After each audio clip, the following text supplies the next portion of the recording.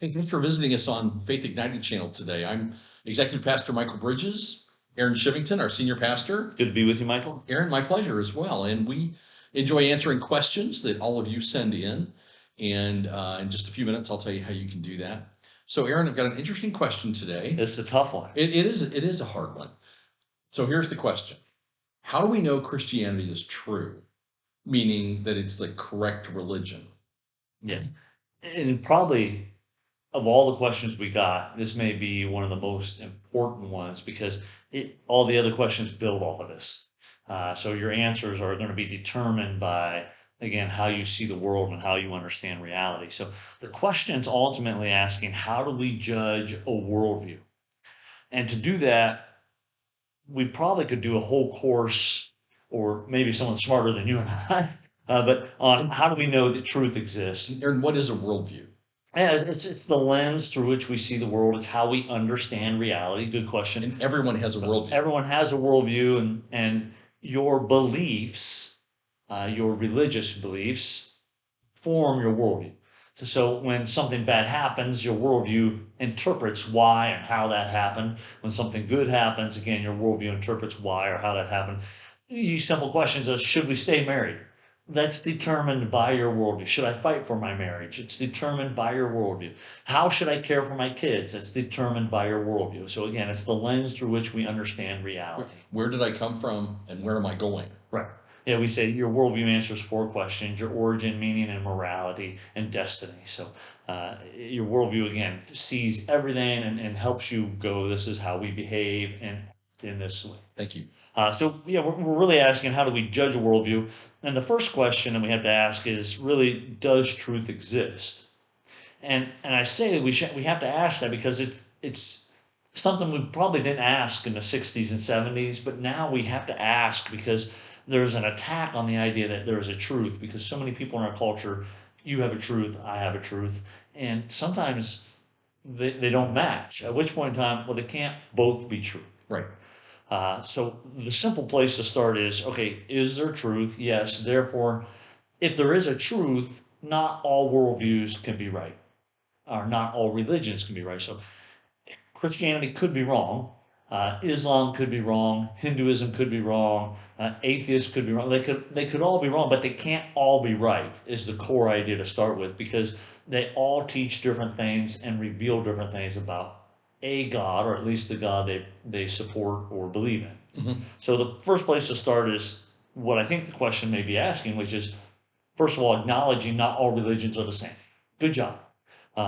Truth does exist, and again, this is where I say we could run a whole course on, well, how do you determine truth?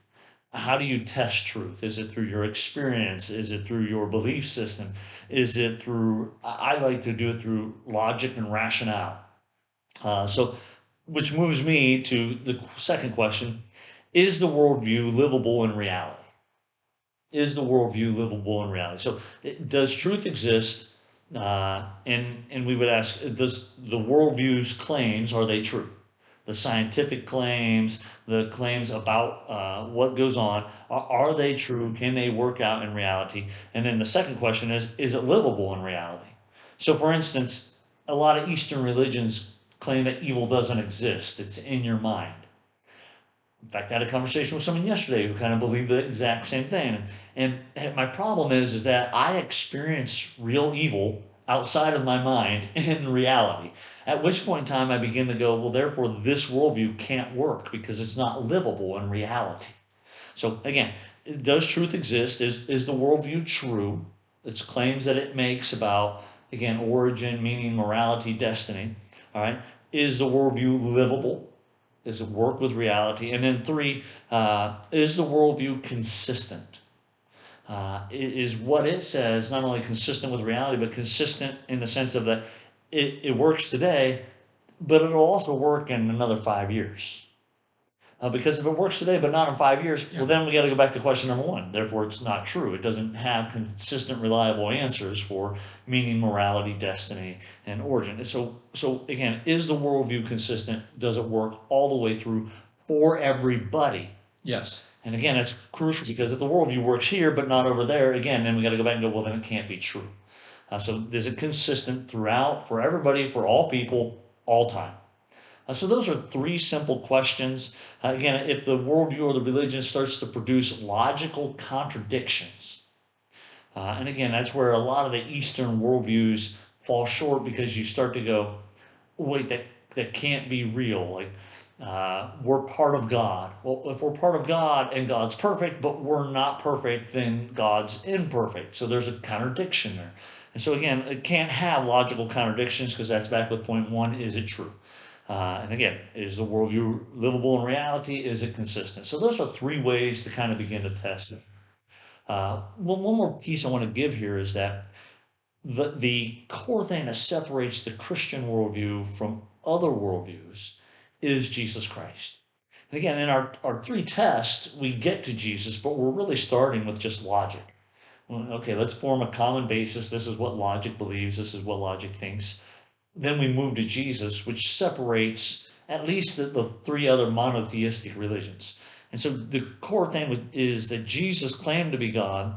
Christians believe he was God. So a Muslim might flippantly say, hey, you're a Christian, we believe in the same God. Your response should be, oh, so you believe in Jesus as God. Well, immediately they're going to say no. In fact, that's a major sin in the Muslim religion because they believe that Jesus is not the way to God.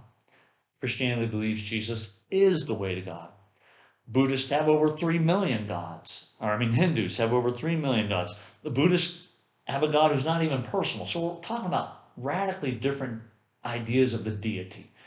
Again, take those back then and say, okay, which one of these is true? Which one of these has truth and how they explain, again, origin, meaning, morality, and destiny? Which one of these, point number two, was livable in reality? Okay, I could live out the Hindu worldview, but I have to ignore reality a lot. Okay, and then is it consistent? Which one of these has always been true, will always be true for all people everywhere? Which is why in a Christian circle, when you start getting the prosperity gospel, you begin to go, okay, this isn't true for all people everywhere. People in Africa who are starving, the message of if you follow Jesus, you'll get rich doesn't work. It doesn't work. That's right. All right, so again, even in Christianity, there's sects that move into falsehood. And so you got to throw that out because it's not true for all people everywhere at all time. So that's just a basic overview of how we evaluate and tools that we use to begin to go, is this true of everything? Yes. That's the very difficult answer in the sense of, again, the question actually could have several different classes on the question because it's so important and it's so loaded with so many philosophical seeds that could be covered. But in a simple way, there's the three steps. Let me give them again. Does truth exist? Again, is the worldview true? Is the worldview livable in reality? And then is the worldview consistent? And I need to give a plug in here to Dr. Sean McDowell because basically I went online and researched like, okay, what do other people see? What do other people do? And Sean had done a video and just walked through those three steps. And I went, that's better than I would have done. I'm just going to steal his three steps. So thank you, Sean McDowell. And I would love following him. And if you have a chance, jump on his YouTube channel and check out more answers. Aaron, just a quick follow-up to that. The coexist bumper stickers that Yeah. you see, Yeah.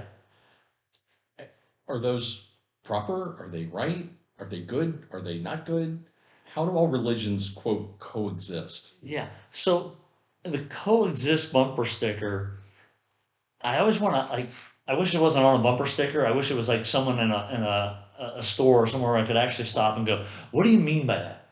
Do you mean like, hey, we should all be able to get along and tolerate each other, even though we might not agree? Because if that's what you mean, okay, I agree with that. In Yeah, fact, let's not kill each other, right? right. Which some religions seem to purport. Right. And so in Christianity, again, one of the core beliefs is we have a God who gives us free will and allows us to reject him. Therefore, as Christians, we're never surprised when people reject truth and believe something else. And God doesn't immediately smite and evaporate them. So we as Christians should love them. And again, by our love, we lead them back to Jesus. If by coexist you mean they're all the same, the reality of it is that they're drastically different in all the major teachings, there are similarities in the minor outer teachings. Most religions are like, hey, be nice to people, take care of the poor. Yes. But those are all peripheral things, and the core teachings are drastically different. So if by coexist you mean all these are the same, that means you really haven't studied religion. That means you haven't really looked into this. And again, you haven't asked the three questions. Does truth exist? Is this worldview true? Is the worldview livable in reality? And is the worldview consistent? Because most other, most all other religions fail every one of these tests eventually. One more thing too, works.